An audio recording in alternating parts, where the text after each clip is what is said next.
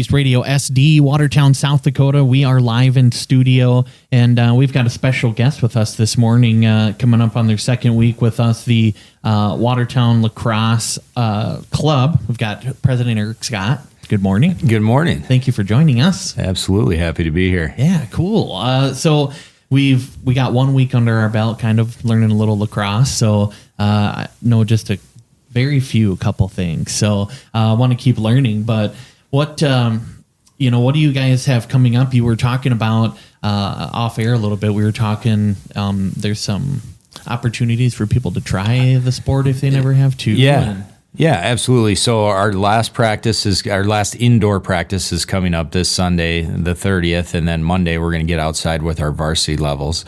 So we'll be outside for a couple weeks, and then we wanted to, a little bit later in the season when it's nicer outside, give an opportunity for some of the younger kids or even the older kids to come out and try the sport. So we're going to actually have a week-long Try Lacrosse for free event. That's going to be starting April 20th, 21st, and 23rd. Hopefully I have my dates exactly right there without my gals, Jamie and Christy, by my side to keep me straight. I tend to mess up dates, but we'll have that more, and we'll that'll be on Facebook as well. But great opportunity for younger kids to get out there and try it, or again, the older kids. And one of our goals is going to be for each of our players to bring a friend with them for one day. We'll throw the ball around and have some fun, and yeah, maybe they'll want to sign up. We've gotten quite a few players that way over the year, and yeah, you get that stick in your hands and start throwing it around, and it's kind of addicting. It's kind of like throwing the ball, baseball and glove in the backyard with dad, but it's a little more fun, or it's just a little more challenging and something new to learn with the stick and ball. So yeah, absolutely.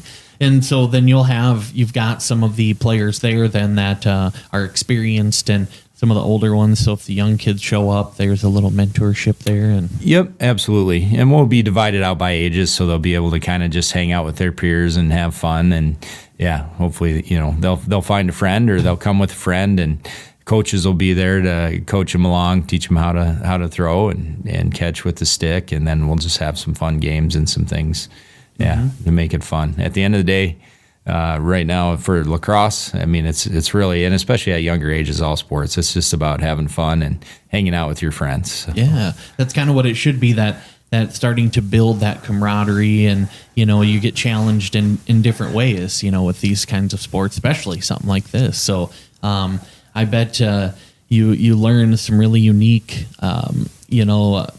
I don't know what you want to say, abilities, kind of the decision-making abilities with kind of a sport like that. It's so fast-paced. Yeah, you definitely have to learn how to make a quick decision, and then, like all sports, it's about acquiring skills so that, the body kind of goes and then the head goes, or you don't even have to think, right? That's when it gets good, and that's, I think any sport, one of the great lessons to learn is just practice makes perfect, and makes you better, and a little hard work and dedication goes a long way. Learn how to overcome adversity, all of those things. But at the end of the day, I think us as parents and teachers and coaches like to think about that, and the kids don't care. They want to go have fun.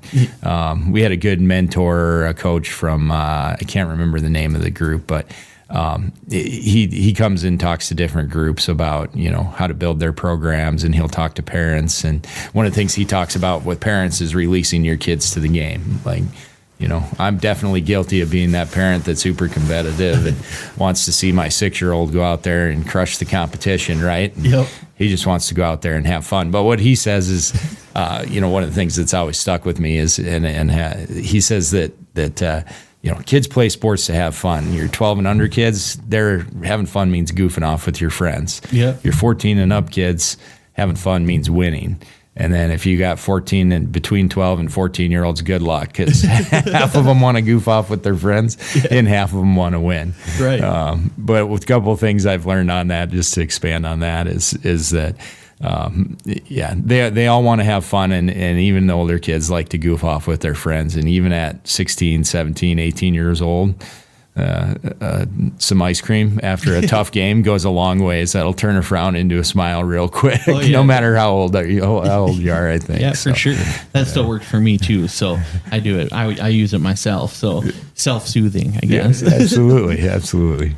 We talked a little too that there's So if I say this right, it's the NPLL. Is that the right? Correct. The Northern Premier Lacrosse League is what that is. And so that's our sanctioning body for the states. It's actually North Dakota and South Dakota. Okay. Yep. And so you're on that board as well, and they also have kind of like a state. Is there kind of a state team involved with that too? Yeah, so there's a couple opportunities for the boys. There's what we call Dakota Playmakers, and that is NPL helps with that. A gentleman by the name of Zach Hockert out of Rapid City, started that team, 6, 7, maybe even 8 years ago. My oldest boy, who now plays at NDSU, played on that team for 3 years in high school. And so that's a good summer lacrosse opportunity. That'll be made up of kids from all over South Dakota and North Dakota. So a lot of the NPLL teams play on that Playmakers team. And we'll travel this year. We're going to travel to Whitefish, Montana. We're going to travel to Wisconsin. We're traveling to, there's a little tournament. It's a big tournament called the Blue Ox in Minneapolis. And then there's another tournament in Kansas City. So they'll play 4 tournaments. They get together for a couple camps. But it's a good opportunity to play a little extra lacrosse, or for those kids that are a little more competitive. There are opportunities there. There's scouts or, college scouts at those tournaments where you can, they'll eye some kids and talk to some kids about playing college lacrosse, out of those tournaments too. So it's good, fun weekends and a little extra competition, and maybe a way to get recognized by some colleges and get a little extra footage. And yeah, especially if there's a lot of kids that, or, if you have ambitions to move on and play at the college level, that gives them a little extra opportunity to do so. Wow. Yeah. And we did talk a little, like there is the professional league as well. So if somebody is gearing for it, they could maybe go pro if they want. Huh? Yeah. Anything can happen. Yeah. And even, so my son, my older son that's playing at NDSU, he plays in the MCLA, which is, it's a really good league, but it's not like NCAA or NAIA.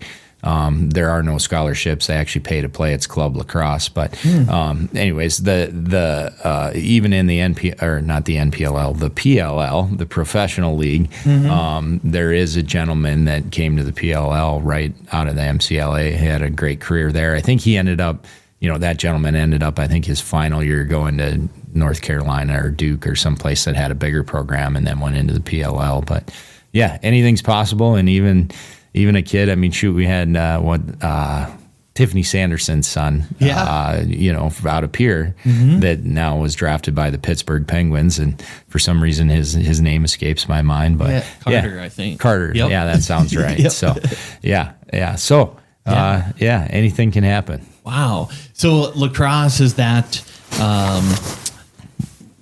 kind of, I'm sure it's not like football, some of these contracts are $20 million over 5 years or whatever. What are pros getting paid in lacrosse? I don't pay that close of attention to all of that. Not in the NFL nor the PLL, but they're not anywhere close to those numbers. I do know, like I talked last time, Paul Rabel is kind of the Michael Jordan of that sport, and he was at the time, and one of the reasons he started the new league, he was the only one making $1 million figure on that. As a salary. I think a lot of them were making 20 or 30 grand, and then, they'd have, but it was a part-time job, right? And something they were more doing for fun. And one of the goals when he started the PLL, so Paul Rabel started the PLL, and ultimately, kind of ended up competing or taking out the league that he came from. But that was his goal. Part of it was player ownership, and then to increase the profile of the sport, increase the marketing ability and the money, so that players could afford to be full-time lacrosse players. And I think he has been successful in it. It's much easier and more fun to watch on TV. It's much more accessible. And so I'm sure there's a lot more players in that 7-figure range, and they also all get some ownership, and that was part of his plan too. So so there's definitely some investment there for you. If you keep plugging along, you might, who knows, maybe you'll be part owner and player or something. Indeed. So with college and the pro, whenever, can you watch games right now? Is the season kind of going then if they wanted to watch college or something? Yeah, so the PLL, the professional season, will start usually once the college season concludes. But right now, yeah, you can catch on ESPNU or a lot of the ESPN channels. You can catch girls' games or you can catch boys' games.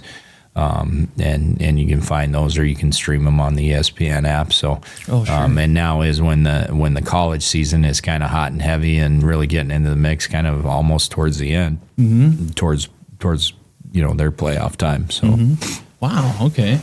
Got any questions over there? Did you play lacrosse, or do you play? No, I did not play lacrosse, and I grab a stick and I like to throw the ball around with my kids in the backyard, especially this time of year. It's like I don't know.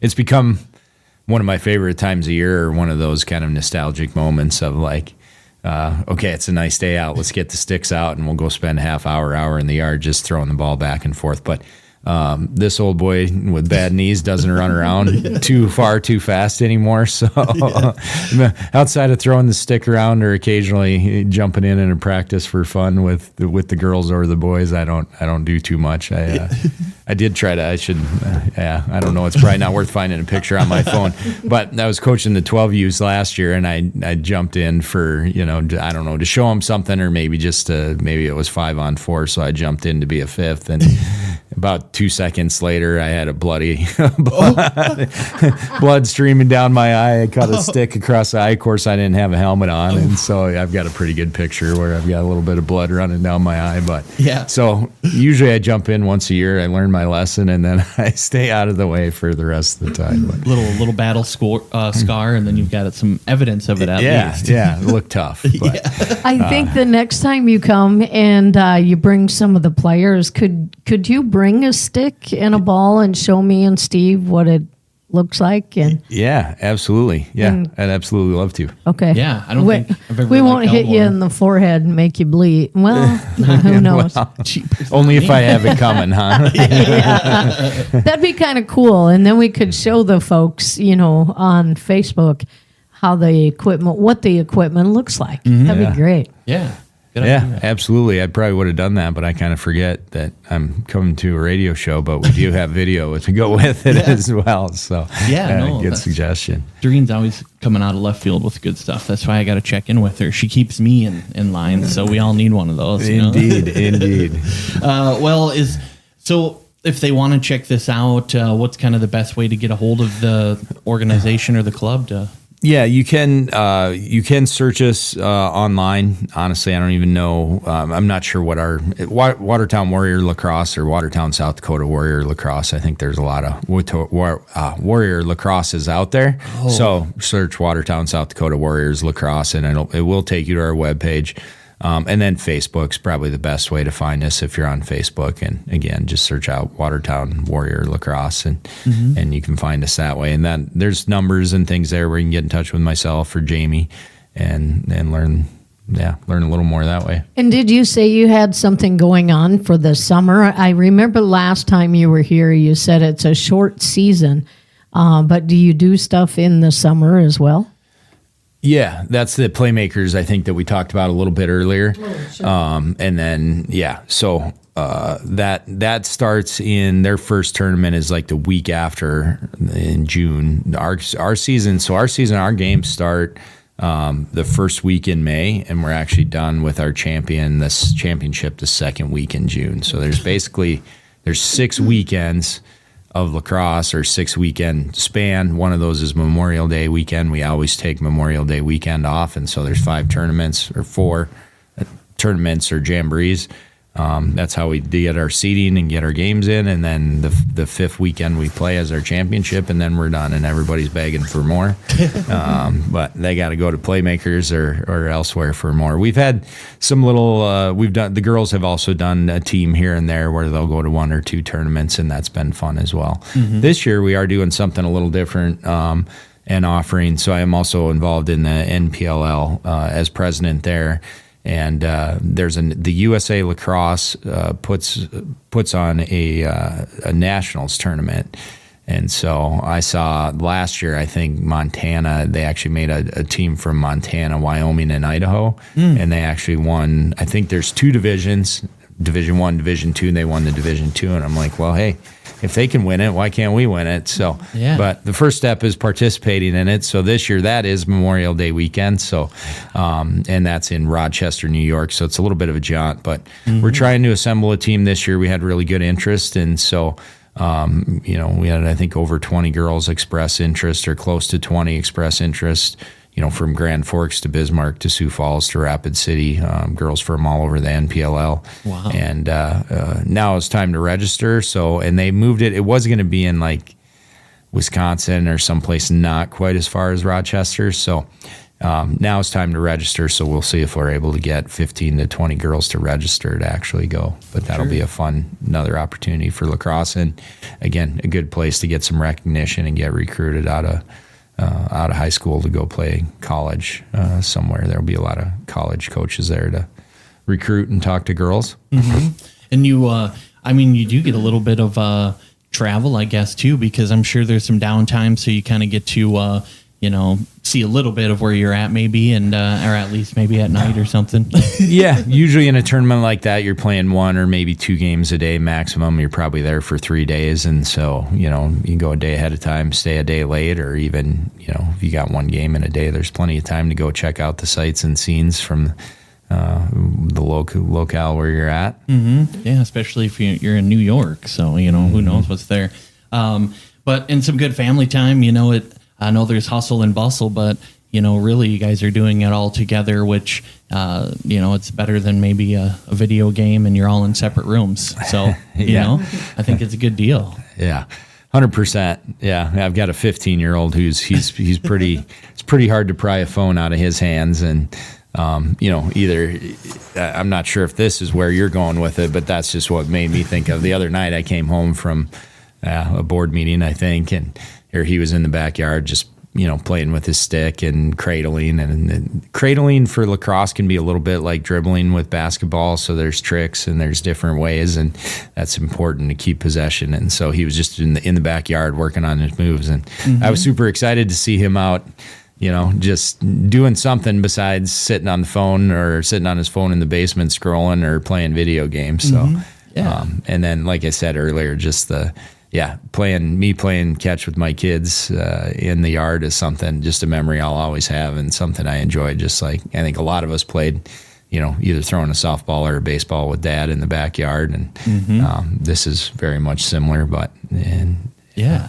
that's perfect. That is basically what I meant. It's kind of a, you know, it's an opportunity to be as a family, and instead of, you know, there's always time for gaming, of course, but, you know, you're in separate rooms sometimes just kind of staring at our phones, but you guys are traveling together, so you have to probably talk at some point and staying in rooms together and all that. So, yeah, it's like it's more than kind of just a sport you can try out, it seems. You know, it's a whole package, kind of family package. Yeah, for sure. It is a great opportunity for that, and a little forced family fun, I think they call that, right? But yeah, occasionally on a road trip, we like to, all right, everybody put your phones down, and there's some different card games you can play, or we'll make them play the good old fashioned, you know, license plate game to see how many states you can find, or the ABC game, if anybody's played that, to get through the alphabets. Or we play a fun game when we travel called Cows, and all it is when you see some cows, you point them out, and then you get a point for calling out cows. And so usually we never, I think the idea is that whoever saw the most by the time you get home